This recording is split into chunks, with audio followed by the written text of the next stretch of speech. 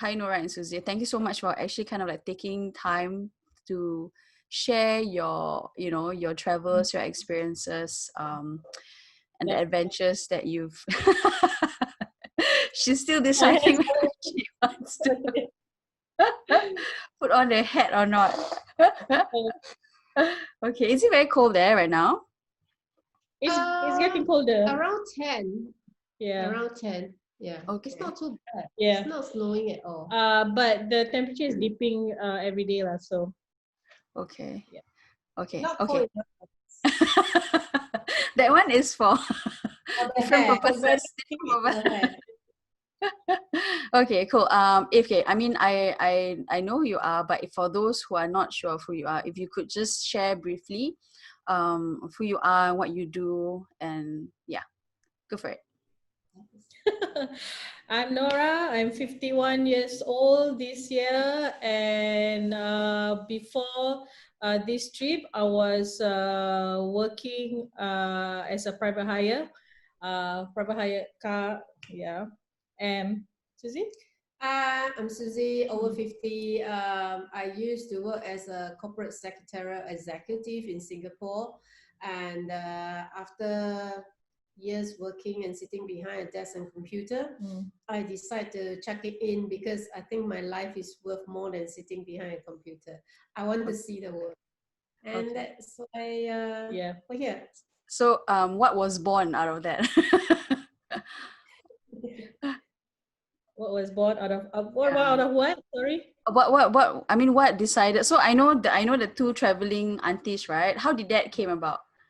Yeah. Okay. So, in our society, our culture, there's a certain perception or expectation of what a 50-year-old woman, especially when you're single, what you're supposed to be, right? So, I've been called auntie since I was 30. She's a lot. Yeah, and I am she's an auntie. Yeah. So, Me too. Two Traveling Aunties is born because we want to claim the auntiness part of it, is that you don't have to succumb to cultural norms and stereotype and Two Traveling Aunties, because two of us and we're traveling, so Two Traveling Aunties lah. Okay. Yeah. I mean, you probably kind of like shared this like a zillion times. So how did the two of you meet, or how did the two traveling aunties, became became one? We met at a social event organized by Norah. Yeah. So I attended a few times. She organized events for women, and after attending a few, we became friends, and then went for a holiday a few times. So that's how we met. Yeah. And then we find that we can get along quite well. Yeah. And the rest is history. I think the thing about like I just had a talk with another woman adventurer, and she loves to travel solo, because I guess to travel, for you to kind of travel together, right, you need to kind of like have this chemistry, because that if you travel together, it can make or break a friendship, right? Some might say that, right? So the two of you found that friendship between the two of you lah, in order for you to kind of like... Well, more than friendship lah. Actually, before we met, we've traveled on our own before. So I've traveled to the US for 2 months, driving a rented car and everything. Susie on her own because of work and everything. But yes, it's true.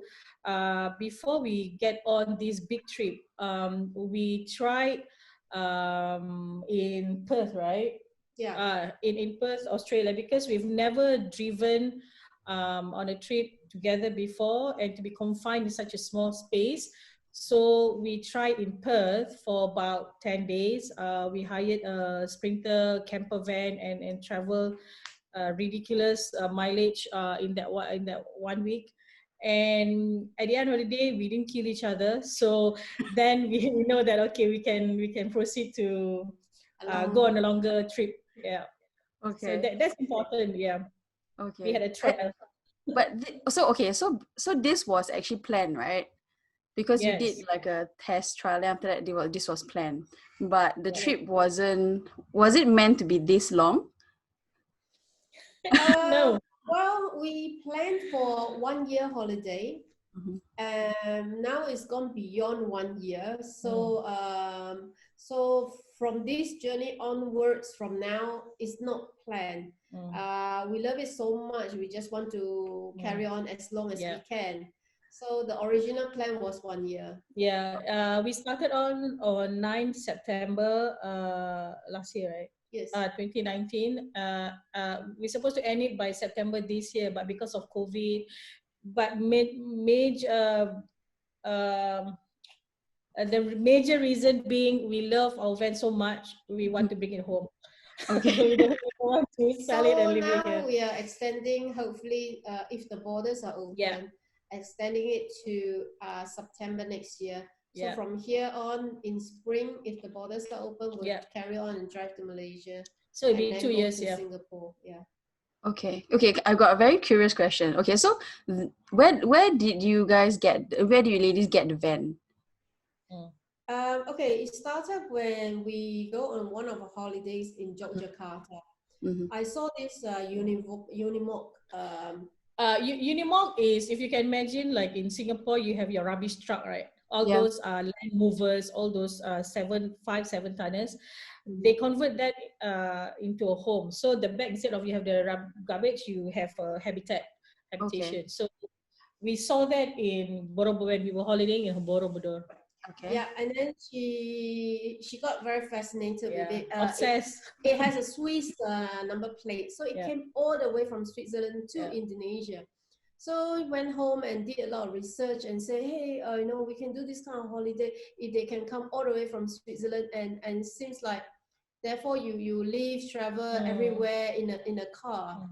So we checked and did our numbers, and we feel that we can do this full time for at least a year. And then we said, well, life's too short. Let's do it while we can. Yeah, but there's a lot of research lah. Research meaning YouTube. You just, it's like we don't have any information at all. We don't know where to go. So what I did was obsessively every day go on YouTube. So one thing leads to another, and then you get more information. And I reach out to, I try to communicate with some of the van lifers, most of them in US and Europe. Not very successful, but I get a lot of information from there. So we narrowed down to Europe, because US with Donald Trump and all that, not very exciting. Not yet. So yeah, so we concentrate on Europe. Then from there, we focus on where the community is most vibrant or easier to talk to. Then after that, it comes to the language and ease of communication, blah blah blah. And from there, we narrow down to Netherlands. Okay. Basically, because there's a big community that started that since the 50s, and also because of language. Okay. So we found Venga, our motorhome in Netherlands. That's right. Yeah. Okay. Just for those who don't know where you actually started, right? So you actually got Vanguard. That is the one that your love right now that is with you, that you want to drive all the way back to Singapore, right? So where do you get it from? Where do you start your this road trip or this adventure? Yeah. We got it from Netherlands. So we did a lot on online research, and we found a car that we feel suits our needs. So all the criteria, basically, we need a kitchen, a toilet, a bed, something that we can jump inside the driver's seat and just drive. So for security reasons. So we found this car that we like within the budget that we have. So we pay a deposit online, and then we fly to Netherlands to see the car. It didn't turn out as what we expected, because there were a few cracks and not in good condition, the car. So the first one that we booked, actually. So the lady recommended another dealer. So we went and looked at a few, and then found Vanguard. That is it's a little bit over our budget, but still okay. And suits our needs. So we bought it in Netherlands, and we start our journey from Netherlands. Okay. Yeah, because it doesn't make sense, right, to kind of like get it from Singapore, because there's nothing that exists in Singapore, right? It's just too expensive to get something like that, right? It's prohibited to have a motorhome in Singapore, it's illegal actually. in Singapore. But then how are you ladies gonna drive it back home? We drive to Malaysia No where she lah. has some family friends. So we park in Malaysia and then we go back. So we park in Malaysia, not in Singapore. It's not allowed. Yeah. Okay, So because I have some family, okay, So that's in some future trips, we hope when we go back to Singapore, perhaps we will drive from Malaysia to Southeast Asia. Yeah. That's the future plan. Yeah. future plan. So exciting. Yeah. I feel so excited.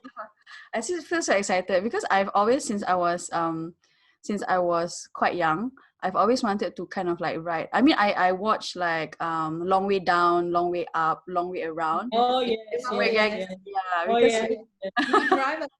You drive? Right. I drive and I ride. I mean, that's partly the reason why I took my licenses, because I wanted to do that. Well, maybe we're thinking perhaps if there's enough interest, we'll organize a convoy. You can drive from Singapore, Malaysia, all the way up to Europe. The Stans, it's Nepal, possible. Mongolia. Wow, that's who knows? That'd be To have exciting. a convoy of girls, to drive along. Yeah, so like I say, when we started to research, there's nothing in Singapore. We couldn't find anyone with the same interest. But of course there are, but yeah, so it's kind of like difficult. So to be safe, that's why we started from Europe. Europe, yeah. Okay. I'm gonna kind of like ask I'm not sure whether you mentioned, but what is the biggest why factor that actually kind of like decided the two of you to kind of like, you only live once, why not do this? I mean, I'm sure there's a lot of like kind of like friction from your friends and family, right? Because in Singapore we are like, there's this specific normal life. There's a typical stereotype, right? So what made you really like, okay, let's do this? And then what did your friends and family think about it? For me, every time I go for a holiday, I go back to work, and then everything is back to square one. So I ask myself, why am I sitting in this cubicle? Why am I sitting in front of this computer?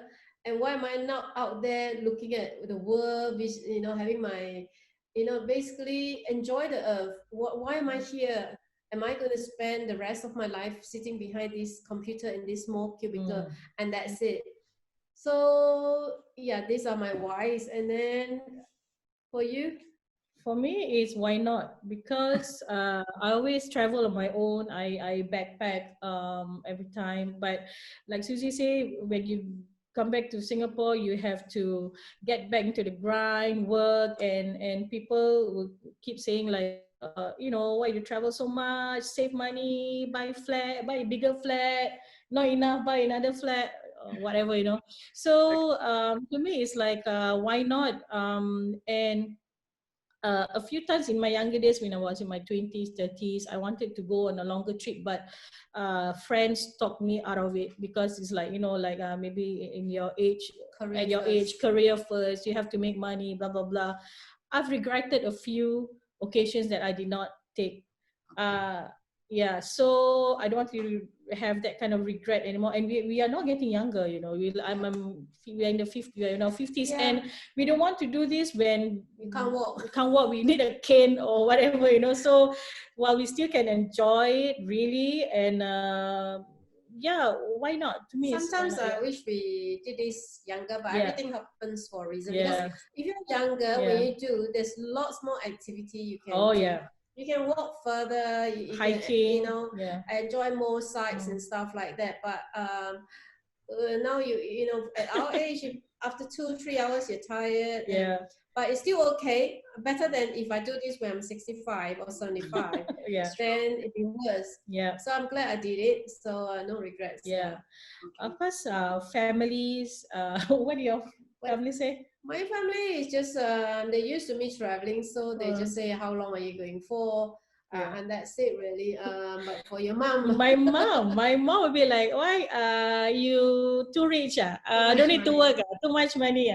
Don't know what to do already, is it? That kind of thing. But I'm like, okay lah, ma, I already, I just do. But whatever it is, I think with your family, you have to make sure they know that you can take care of yourself, financial wise, emotional, whatever, like, you know, I mean, if, for example, if you're always behind bills and, you know, you have to ask your mom for help, whatever, and then you want to go on this big trip, you know, my mom would worry sick, right? I mean, you don't want to get into that trouble as well. So you have to take care of things lah. So when your family especially know that you're going on a long trip, they be rest assured that you can take care of yourself. Yeah, we can take care of ourselves, so they don't have to really worry. Yeah. So then what happens when you reach home in Singapore? Like, then monetary wise, how does that work for the two of you, for example? Because you've been away for so long and all that. So if you could, like, you know, share with us. Yeah, I think, yeah, they did ask like me, like, what about your job? What are you going to do when you come back? I've said that I'll just get a job. I mean, there are various different kind of job. Maybe I won't get back the job that I had with the same amount of money that I have. But I can always do something. You can, there's various different kind of job that you can do. It's just question of money, how much you earn, more or less. That's all. What you want. I'm willing to forgo that. Basically, because, you know, you need to live life, you need to, you know, enjoy life, and life is not just about making money. It's about spending money too. So to me, you need to live life. Making money, working is not living. You just work and pay bills. I think it's a matter of expectation. Like, for example, if you leave your job and you were earning, for example, $4,000 at that point, when you come back after 2 years, you have to manage your expectation. Like, maybe you can't earn that much or be in the same position, obviously. So you have to manage it. Maybe you have to take some other job or whatever. And we are prepared to do that. But also at the same time, having savings, of course, is important. Yeah, so you need to know your buffer, like everything else. When you go on a big trip, you can always over budget, like you spend more, but you need to know your threshold. So it's a lot of planning. Yeah. Okay. So far, I mean, you don't have to like disclose it, but so far, can give us like a rough ballpark, like what has it cost you ladies for the whole year on this road trip? For 1 year, it cost us 50,000 Sing dollar. That was our budget. Yeah. Okay. We spent almost half of it on the car and the other half on living expenses. Yeah. So now that we want to extend, but because the initial investment is on the car, the expensive part, the rest is just monthly expenses to enable us to drive back.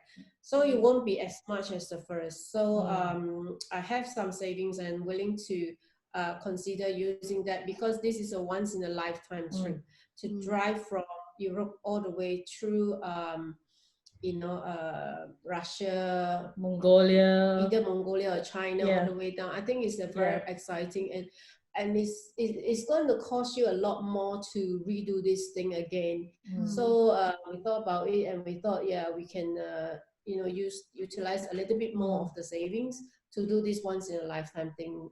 Again, it's about budgeting. Like say we have amount that we are willing to spend for 1 year, but the initial part was a bit scary because we had to spend more in getting the van than we initially thought, and then getting used to the road expenses.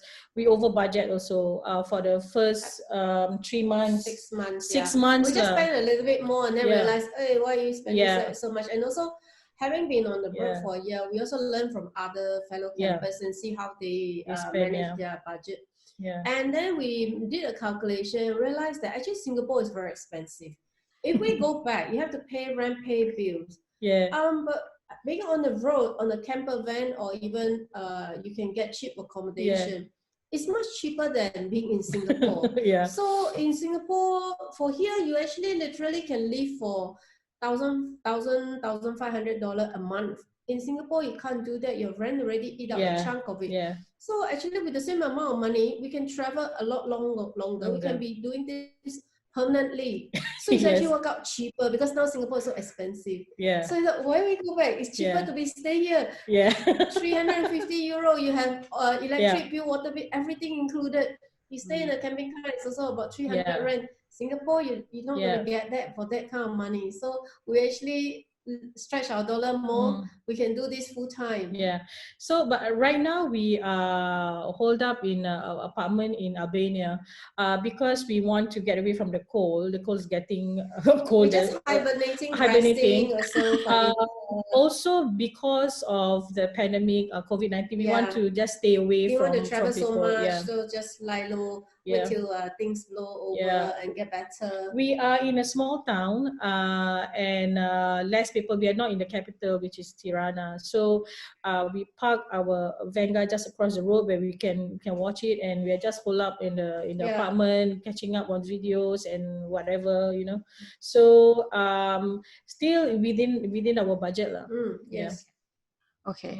Okay. So hang on. So is there like language barrier? Because I'm sure there's certain like, you know, when you pass through, because you've been like quite a few places that doesn't speak like English is not their main language, right? I'm assuming there are some places that is there like so how do you, yeah, for example, we started off in I tell you quickly our route. We started off in Netherlands. We go through France, then we cross over the English Channel to UK. So we travel from England right up to Scotland. Then we ferry again to Dublin, Belfast.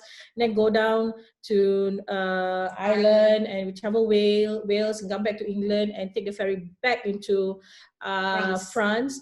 At that time, about this year, it was like super cold, like 1 degrees, even 0 in France. So within 3 days from north of France, we go south of France through Spain, a bit of Portugal, and then from Portugal back to Spain, and we cross over to Morocco, northern Africa.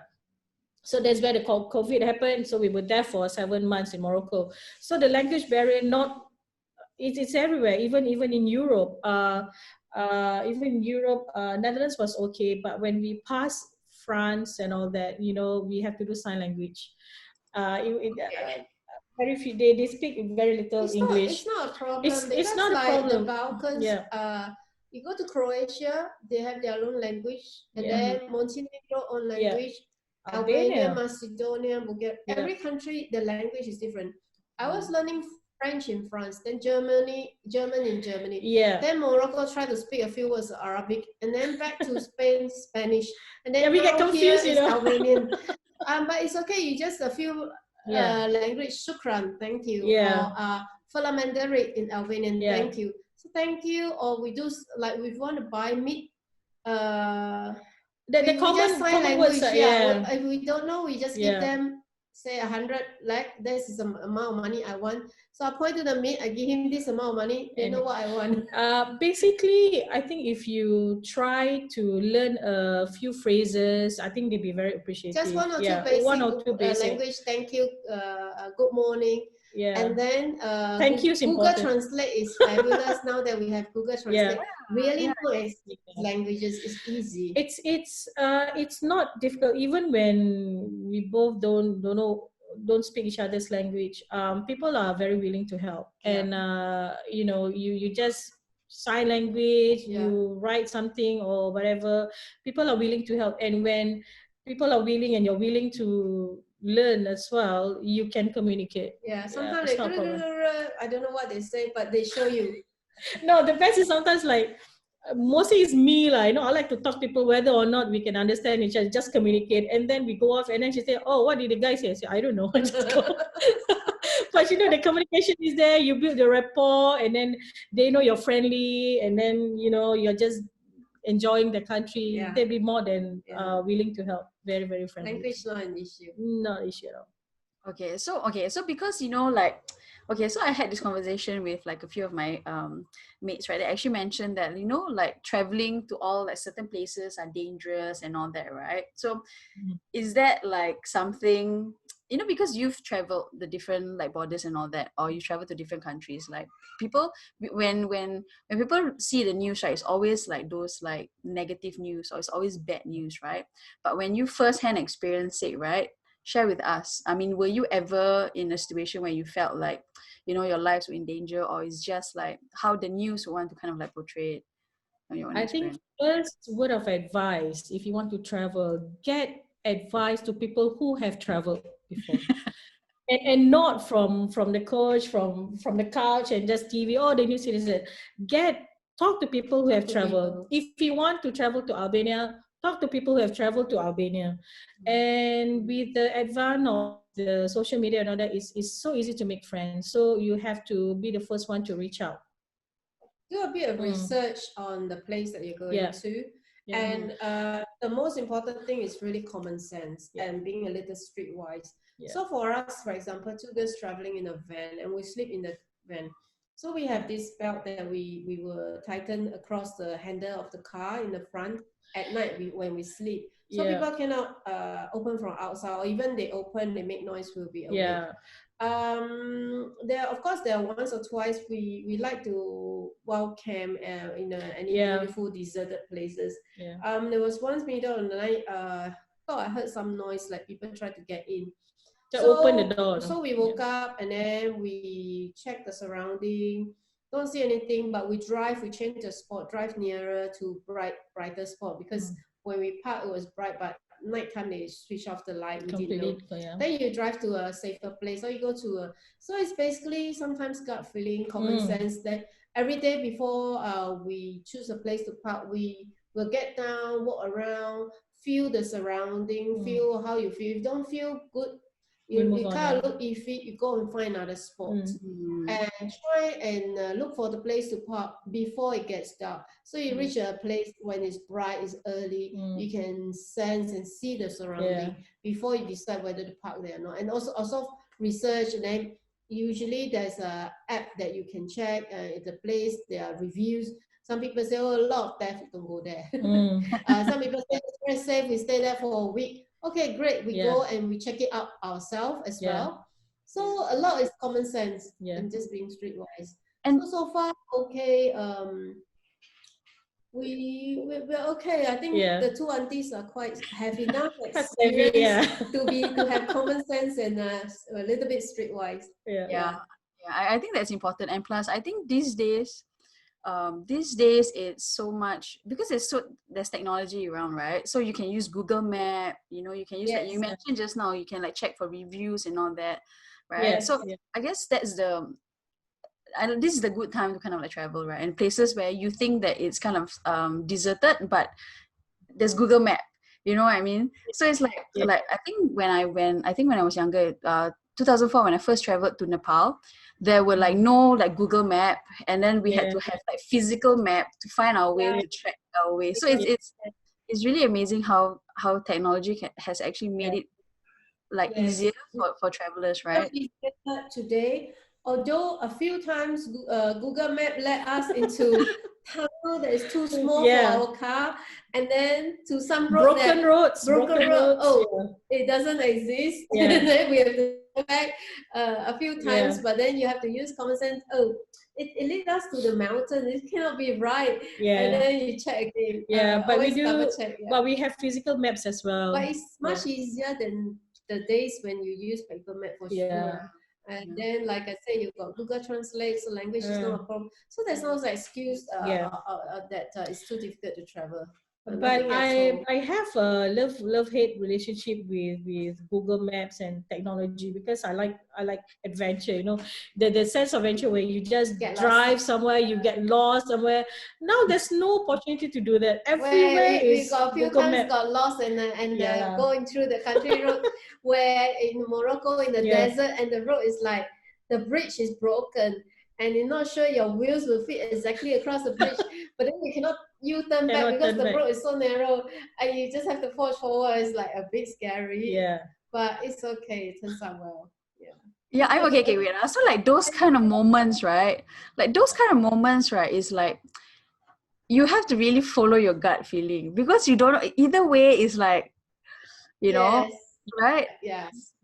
But there's one instance in Morocco. We wanted to go to another town. The first instance was that we didn't realize that there was the hill was so steep that the car hardly moved. It's like 5 kilometers. I was like what the hell? So we stopped We stopped and then we made Turn a around. we turn around, and then when I look back, oh my god, it was like almost Quite 45 steep. degrees, you know. Oh gosh. Okay. Our van couldn't make it, so we turned back, which is good. But if I were to continue with my adventurous nature, I would just go and maybe get stuck in the mountains. Now, a few And times, even in yeah, Montenegro, we tried to go around down this narrow road to try and access the bridge. And then halfway, it's just really, really the road ends. And then the yeah, locals like, you have to turn back. Okay, I yeah, know, turn back. yeah, And then you have yeah, to maneuver your car. yeah. But not hopefully, well, luckily not many of that. A few, But but it adds to the adventure. adventure. It's part Yeah, and parcel of an adventure, right? Like to kind of like yeah, at the moment, Yeah, the spur of moment, if these kind of things happen, you know. those yeah. those actually were the moments where you is most memorable, and also the broken road that we took turned out to be one of the The most best, the scenic and beautiful, yeah. best route that we have ever Yeah. taken. But one, I call it a stupid moment, was that we went through the mountain. There was no data connection, right? So we didn't have any Google Map. So we just go, and she was more afraid. I was saying, like, we just go through ahead, go to at most, go to the next village and park there for the night. He said, no, no, no, there's nobody around. It's mountain, blah, blah, blah. We turn around, we go back to the main road, but later we found out it was only like a few kilometers Kilometers. away from a major road, from a major town, you know. Okay. So I was like, oh, you know, Hey, so you agree to frustrating. turn back, Of okay? course, of course. Yeah. But at that point, we have to agree. So I was like, oh, you know. Because no data, Mm, no road, no humans. We drove for more than an hour, yeah, nothing. It's like, what are you heading to? It could be middle of nowhere, yeah, and that is getting like sunset. yeah. Then you're dead in the middle of We nowhere, couldn't turn around and you don't know what's time, in yeah. front. So safe thing is turn back. Yeah, lah. So So always safety first. we cannot chicken out and take the safer route. But yeah, that's part and parcel of Yeah. the travel, I Sometimes guess. you go, sometimes you don't. Yeah. You Yeah, just need to use a little bit of common sense. So, any kind of like stuck memories, like something positive or something that really brings out your adventures. So anyone, something that really, you know, that you is very memorable for you. I think the drive actually Yeah. this trip is all about the journey, the drive. Just drive on the road, not the fact that you have to No, the visit destination, yeah. cities and famous places. It's just the drive.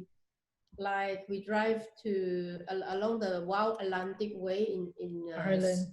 in Ireland. That was beautiful. We drove and then parked along Hadrian's Wall, which is a Roman wall that goes Yeah. many kilometers from one end of England to another. And we parked there, and you see the sunset and the cow going past my kitchen. It was so awesome. The cows looking like That was humans. really Yeah. memorable. It's just That the was in fact the that early days, yeah. you just park there, have your lunch and dinner, watch the sunset, the scenery. You sleep there at night. Morning you Yeah. open. We have 3 windows, 180 degrees view Yeah. of the whole place all by ourselves. It's Yeah. so It's beautiful there. beautiful, and Yeah. likewise in Ireland, they have this cliff, and we were by ourselves, and we parked there at night. You look out and there's nothing. Morning Yeah. you see the sunrise. It's so awesome. You know, you cannot pay anything to buy that kind of memory. Yeah. You just have to try. You go there, you experience it. You know, it's Yeah. awesome. Yeah. Yeah. For me also, like, it's the drive, because I do most of the driving, right? So when she said, oh, look at that, I cannot look too long. So I just hate. But the sense of the awe of Mother Nature, like I remember we were driving through Scotland to the Isle of Skye. You just go and we're just like, wow, you know, just go, you go berserk in your own world, because everything is so dramatic and you're there by yourself. And when we were passing through Spain, every day the sunset was so beautiful, Every you know. spot, Every every night. single day. I was like, how can this be, right? I mean, it's like, I don't know how to we explain. have It's the just like, best hotel in the yeah, world. yeah, Every night you have yeah, different scenery, yes, beautiful scenery. You wake yes, up and we just look at the nature, yeah. the sky, the scenery We is so actually like nice. Yeah, put our camping chair and just sit and like, and just like do nothing. yeah, Yeah, it's really and nice. of course during the pandemic it's a awesome experience that we had. We were stuck in Morocco, and we checked it into a campsite for motorhomes. So there were like 100 motorhomes there, but 99% of them were French. So talking about language and all that, we had to communicate, and we learned a little bit of French at the end of the day. But that was simply awesome because we were in a bubble.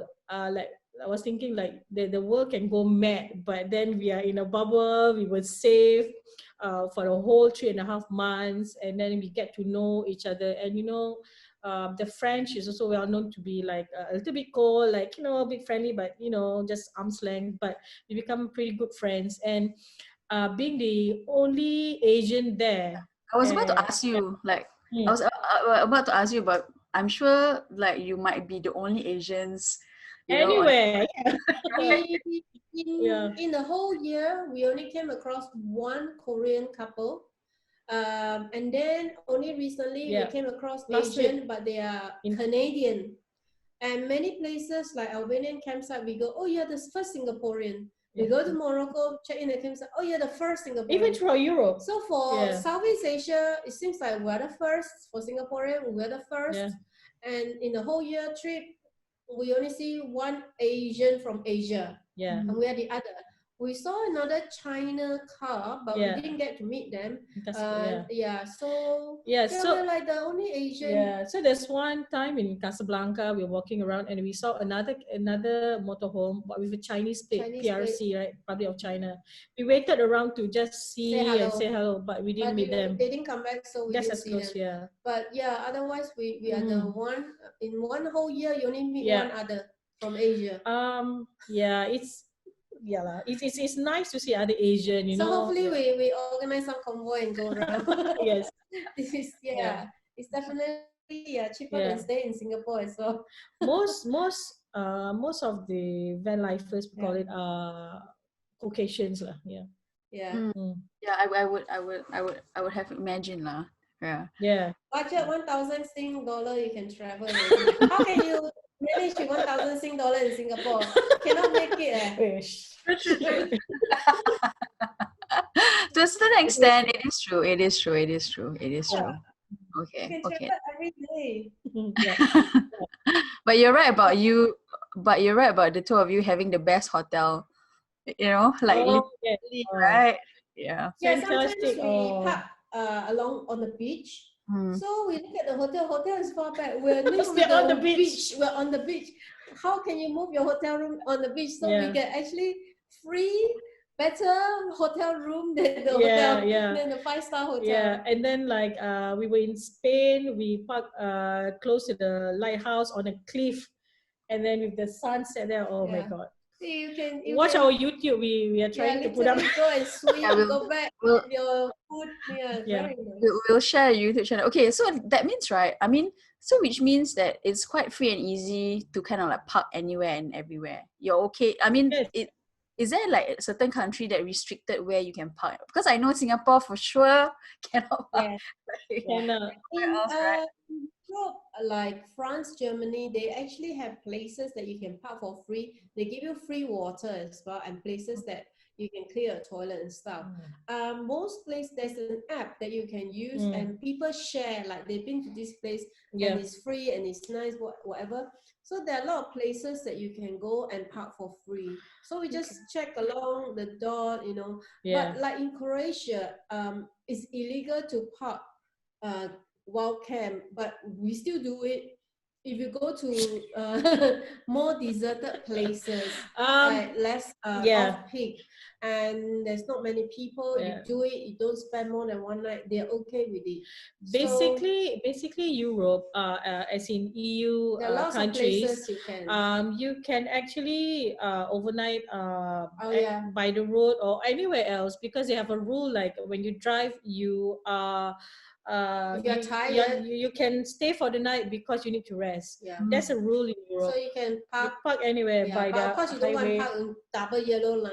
You park in places that because there are a lot of free parking and they've got big land. So you go to places that you can legally park, and a lot of car park after 6 o'clock is free. Okay. So you can go there, park there. Yeah. Next morning, 8 o'clock, there's school time and people working. You leave the place, you go to wherever else you want to go. Yeah. Yeah.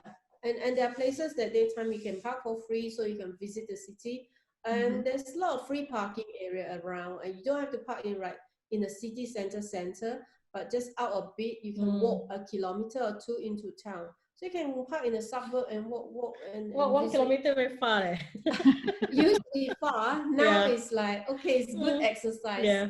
Yeah. So Auntie need exercise. Yeah. Yeah. Okay, but is there any kind of like negative memories, any like bad memories that kind of like stuck with you? Negative memories, Morocco, being hustled by the hustler, get some marriage proposal. She got 3 marriage proposals. 30 oh my cameras, God. they, hustlers. And then negative would be just once or twice, like once in Ireland, we park in this supermarket car park, and then some kids ram their car around us. So we just go and drive to the next car park. So that's not much. Just like in Macedonia recently, we met a corrupted policeman. They stopped us and tried to give us ticket, and then wants money.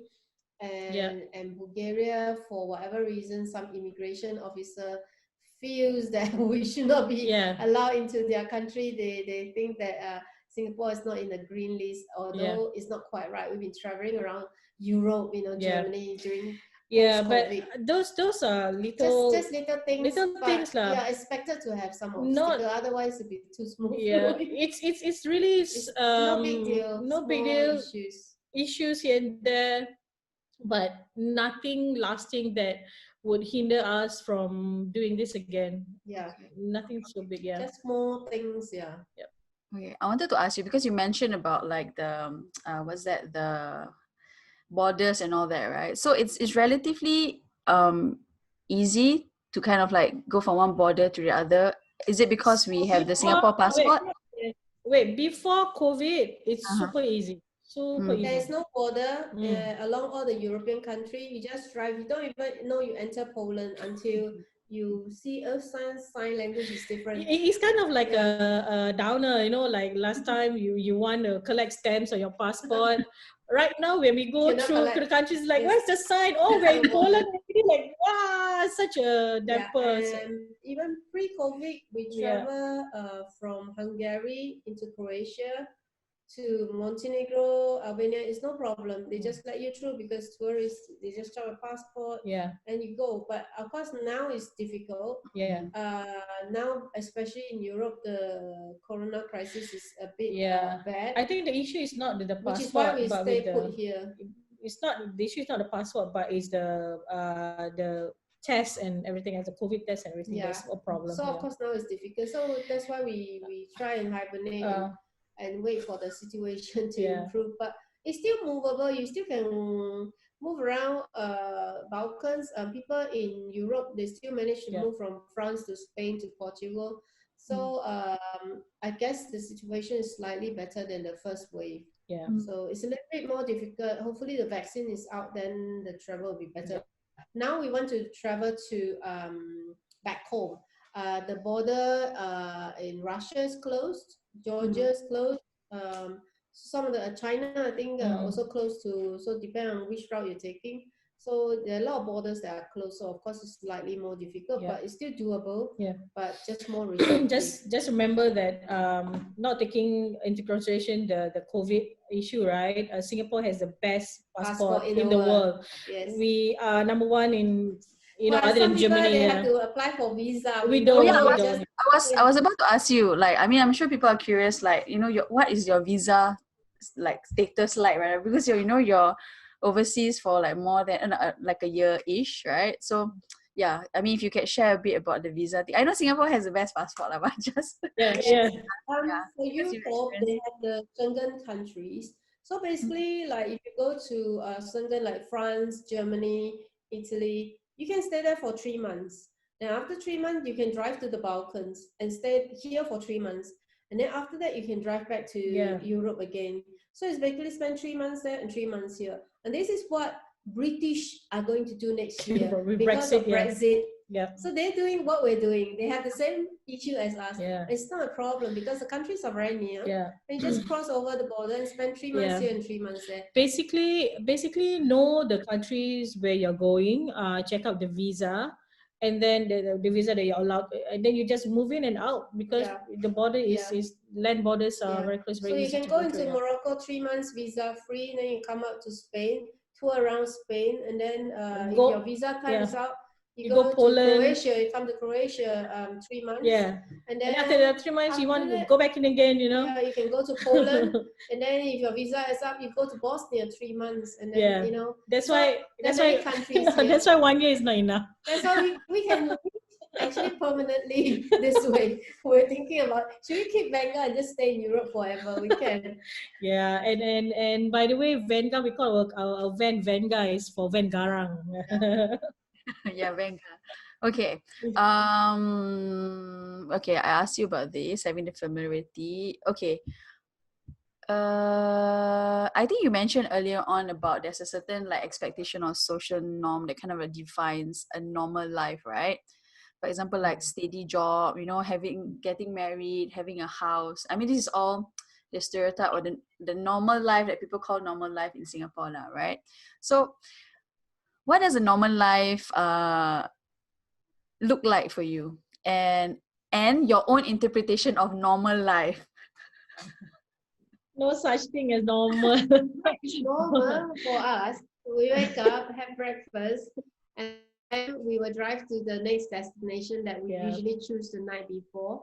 And then when we go to the next destination, park the car, we'll go tour, walk around the city center, you know, enjoy the place and check out any street food that is interesting.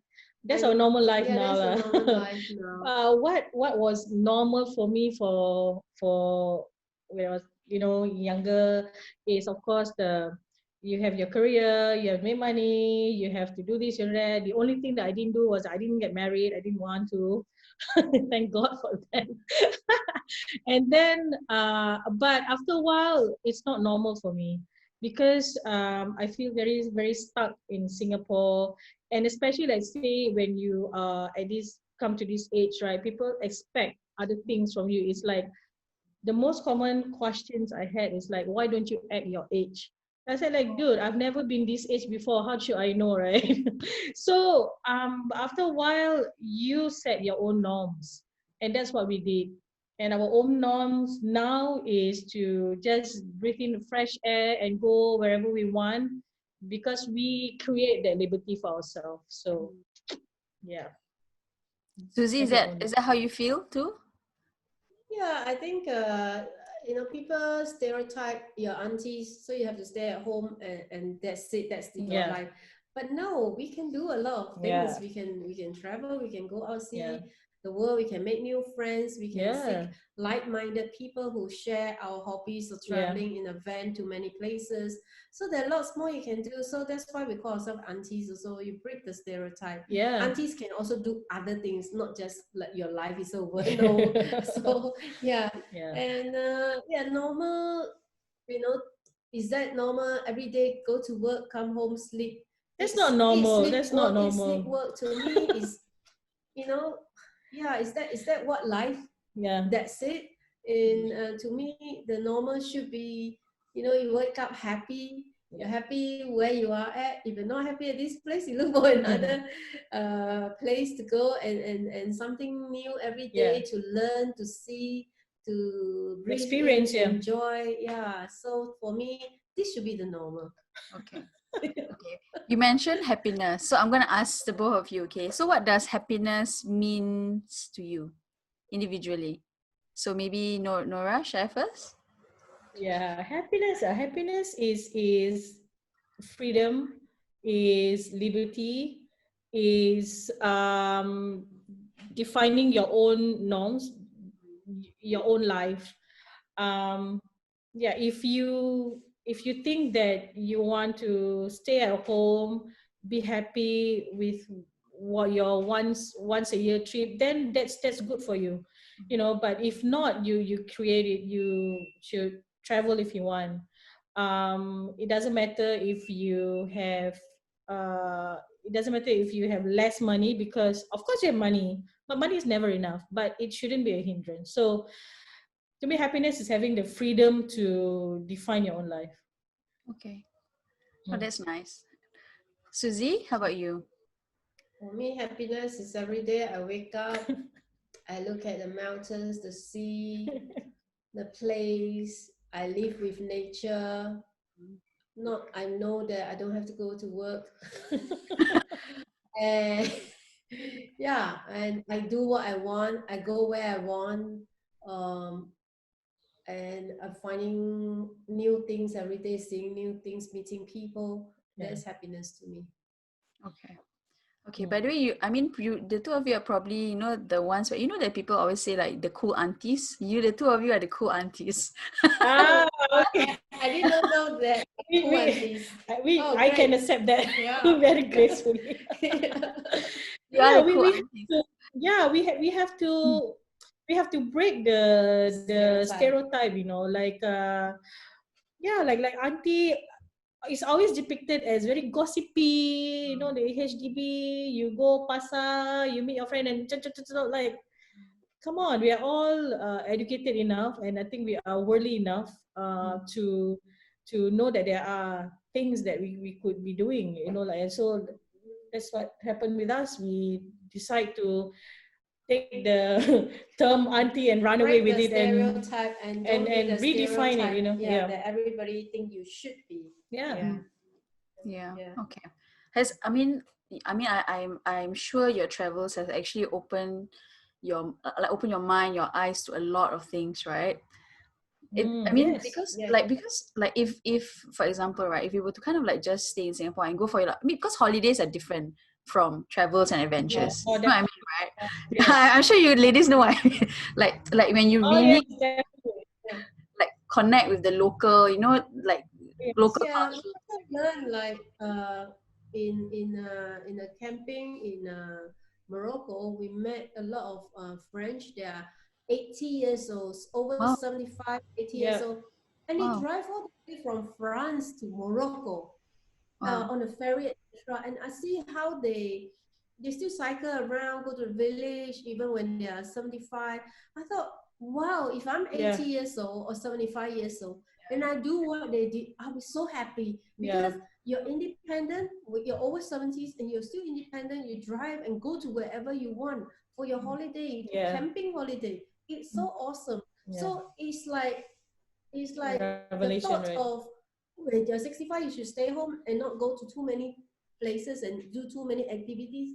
Now I think, oh wow, I can still do a lot of things. These people can do Yeah. it, and all you need is keep fit, keep healthy. You can do this to another 20 years. No, even keep fit, keep healthy. We saw some who are not healthy, not as fit. They still do They it. still do it, like some with wheelchair and some with canes, but Some they, have they health issue, yeah, but they still go where they want to go. yeah. They have their camping holiday. And then here we are so afraid to do it. Yeah. And I remember when we were planning, we kept asking ourselves, is it safe? Is it okay to do this? Is it okay to that? And then we meet all these people, 80 years old, 70 years old, like nobody business, just go out and just they also drive a long drive way. big buses. Oh like, yeah, oh my giant God. vehicles that they drive is like, wow. Yeah. So yeah, it opens our eyes on the possibility that we could do. So yeah. And in many instances, when we meet them, we are the young ones, Yeah, when We are the youngest okay. one. Yeah. Wow.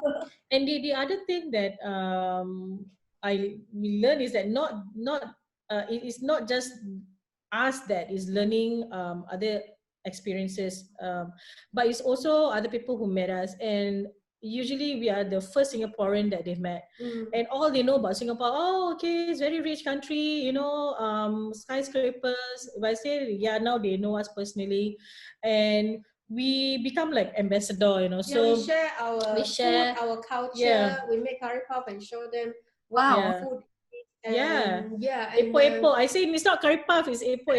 yeah, of course. Yeah, Yeah, so we share with yeah, them, so they know a little bit of what Singapore is, yeah, what our food is, and yeah, it's good. yeah. Okay. Like advice, because right now the two of you are traveling together, right? Like advice for women who are thinking of doing the same, like even though they're solo traveling or in pairs, and especially traveling as women, because I'm sure, like you mentioned earlier already, but there would be some, insecurities of safety and all that. So what would be your advice for these women? Do your research. Do your research, but don't be disheartened, because first thing I say, do your research, talk to people who have traveled, who have done the deed, and be as prepared as possible financially, emotionally, and also always have backup plans. Like, if you backpack, if this doesn't happen, you have to make it flexible, Plan because A, plan B. yeah, but right now it's a plan A, B, C, D, All gone down the drain. yeah, COVID depend on today. yeah, How high is the infection? because right now, I think we are traveling in a new norm of traveling. It's not as easy as before. So, get as much information as possible. Get to the reliable source, like everything is online, and check before you go. Um, like I said, but the most important thing is to talk to other travelers, lah. And women travelers, Yeah. if you're a woman. Yeah, join groups of there are a lot of groups that have such travelers or like-minded people. So you join and then you learn from them, ask all the questions that you want to ask. Do not be afraid, even silly question. We ask a lot of silly questions, but we learn from it. That until you know what's what, to clear your mind and doubts. But you can never be 100% prepared. Yeah. You will learn on the way, and it's okay to learn on the way. Yeah. But of course, you don't just go and not know anything. Yeah. So basic research, common sense, and then just ask questions, join groups, and learn as much as you can. And you're free to go. Nothing can stop you. Yeah, except yourself. Because I was just, hang on, I was just like, sometimes, like you mentioned earlier on, sorry, I digress a bit, but I feel that, that sometimes, when someone wants to go, right, but their family and friends kind of like hold them back, in the sense that, like you mentioned, what, right, just now, like for someone said to you, like, why can't you act your age, you're that age already, shouldn't you be married, even not your age, I mean, like, for example, like in the 30s or whatever, right, and they want to kind of like do something that they really want to, but their friends and family kind of like hold them back. I mean, what do you think about that? And if they're worried about you, for example, my mom, I'll reassure her. I will call her once a week. So I still call my mom once a week. You reassure them, you call them, you show them where you are, that you're safe, you're contactable. If there's anything happen back home, they can contact you, and you can contact them. You keep in touch with them. So that way you reassure them that because you keep in touch with me, you know I'm safe, and I'm contactable. But for those who wants to hold up your career, I think it's I don't know lah, but from my own experience, I've regretted the times that I didn't go for it. I didn't listen to myself. I regretted the times I listened to my friends.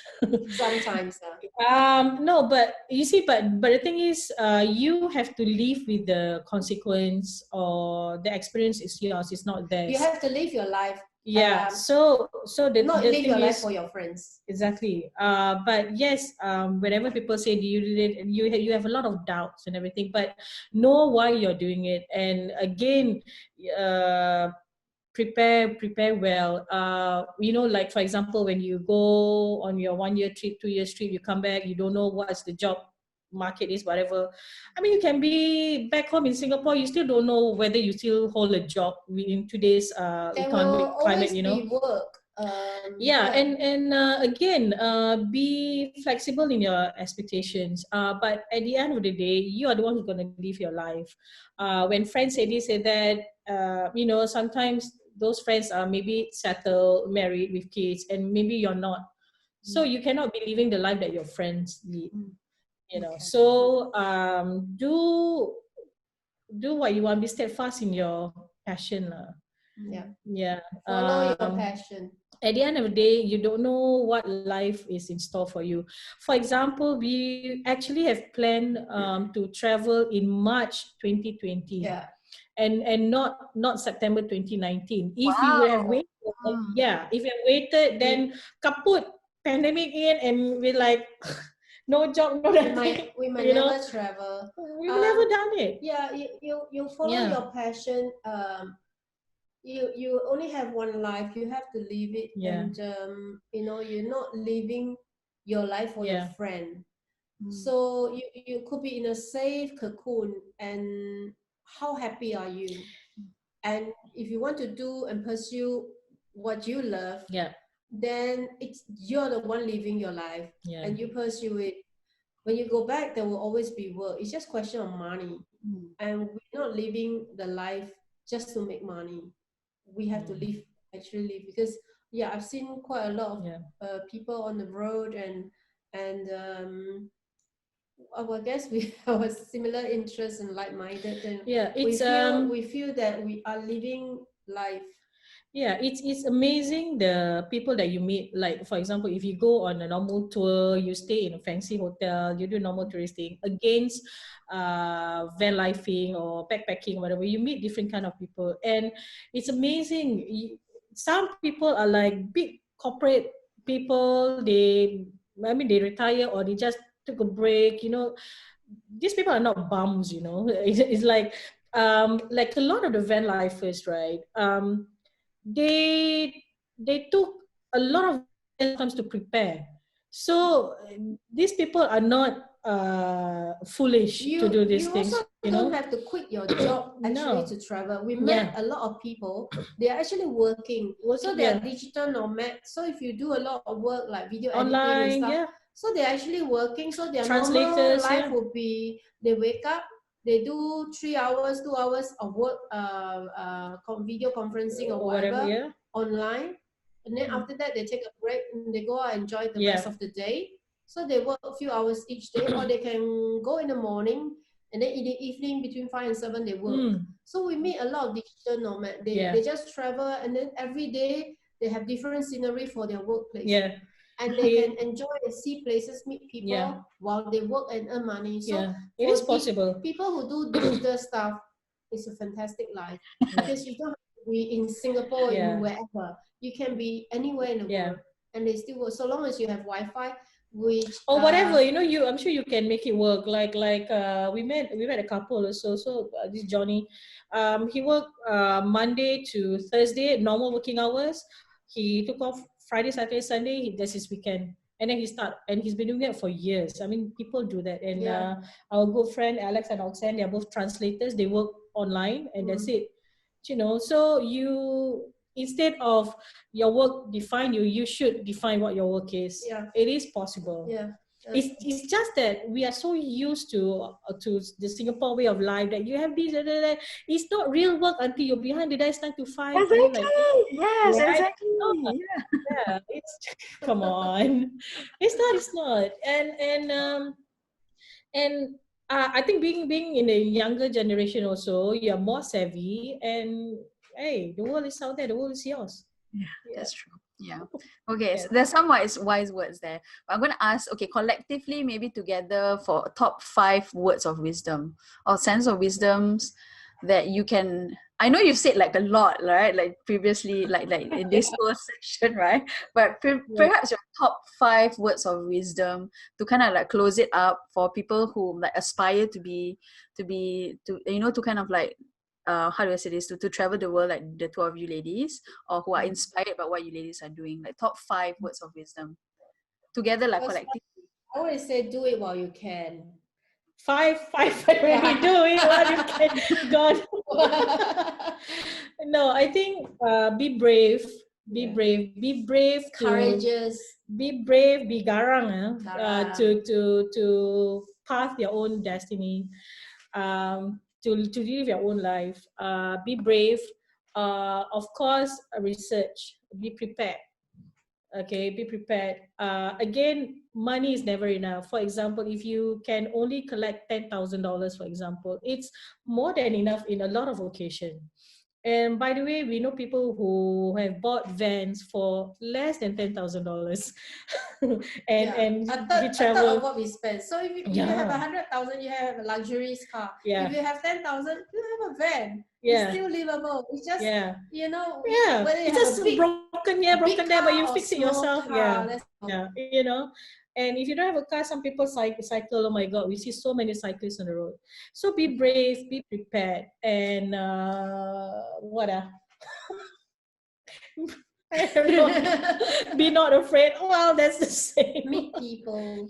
Um, uh, be adventurous now. Be adventurous. Be adventurous. Like and not be afraid of what you don't know. And Be approachable. Because when you're approachable, people come to you and they talk to you and you learn from them. yeah, And you're approachable, you approach people, yeah, you talk to them, you also learn from them. yeah. Yeah. One thing that we learn from the van life communities is that people are kind. Yeah. And people are more willing to help than not. So recently we have our water pump broken, and the Canadian family like, oh, I have a spare one, why don't you have it? It costs, mind you, a new one Yeah, costs and he like close fixed to it 100. for us. He fixed for free. us. Yeah. Wow, And really? he made give us Yeah, advice about yeah. our car. Yeah. Okay, imagine ourselves, we know nothing about engine, we know nothing about cars, and we just bought this big van and we know nothing about it, like people say, oh, you must know about engine in case it broke down. And the guy that sold us the car is, thank God, he's trustworthy, and we have a good car, although it's 23 years old. So you have to trust your gut. And I think whether you're young or old, you have life experience, and trust your own instinct, gut, and I call it life experience, into taking the right decision for yourself, not for other people. So that's also bravery in acknowledging your own worth, your own what is it? Your expertise, yeah, common sense, yeah. Okay, quick question. Okay, so how long did you ladies actually research this before you actually? Not very long. 6 months. 6 months. Yeah. We We just saw it and then check we can do it. Do it. Wait, the timeline was that we were in Borobudur in March, right? So we had the whole year planned out for the holiday already. So we were March in Borobudur and we went in September. That is 6 months. 6 months. That is very, very fast. But a lot of people prepared a lot earlier, but it was like every day a lot of research for me, especially. So there's not. What was the question? I forgot. No, as in, when did you? How long did it take for you ladies to actually plan it? And 6 then months. 6 months. Okay. Just do it. There's so much. Yeah. Be brave, challenge yourself, go outside your comfort zone. You'll be amazed what you can do. Yeah.